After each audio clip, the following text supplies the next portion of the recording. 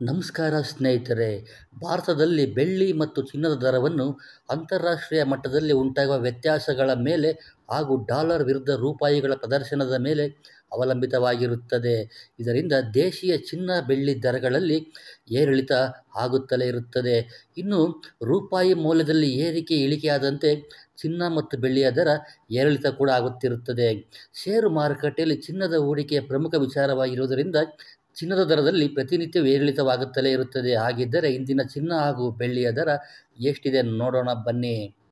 18 carrot ಚಿನ್ನವನ್ನು ನೋಡುವುದಾದರೆ 18 carrot ಚಿನ್ನ 1 ಗ್ರಾಮ್ಗೆ 5,490 ರೂಪಾಯಿ ಇದೆ ಇಂದಿನ ದರ. ನಿನ್ನೆಯ ದರ 5,449 ರೂಪಾಯಿ. ಹೆಚ್ಚಿಗೆ ಕಂಡಿರುವುದು ಇವತ್ತಿನ 1 ಗ್ರಾಮ್ 41 ರೂಪಾಯಿ ಹೆಚ್ಚಿಗೆ ಕಂಡಿದೆ. ಇನ್ನು 8 ಗ್ರಾಮ್ 43,920 ರೂಪಾಯಿ ಇದ್ದರೆ ನಿನ್ನೆಯ ದರ 43,592 ರೂಪಾಯಿ ಇರುತ್ತದೆ.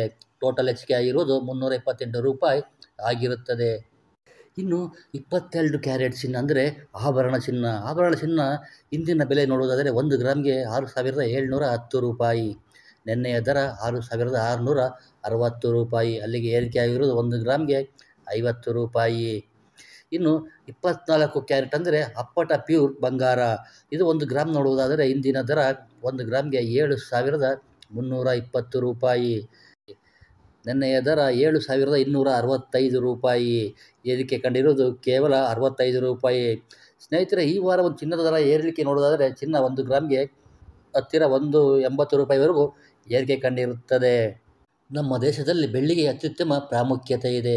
ಬೆಳ್ಳಿ 1 ಗ್ರಾಮ್ ಇಂದಿನ ದರ ನೋಡುವುದಾದರೆ 82 ರೂಪಾಯಿ 50 ಪೈಸಾ. ನಿನ್ನೆಯ ದರ 86 ರೂಪಾಯಿ ಇತ್ತು. ಅಲ್ಲಿಗೆ 1 ಗ್ರಾಮ್ ಬೆಳ್ಳಿ 3.5 ರೂಪಾಯಿ ಕಡಿಮೆಯಾಗಿದೆ.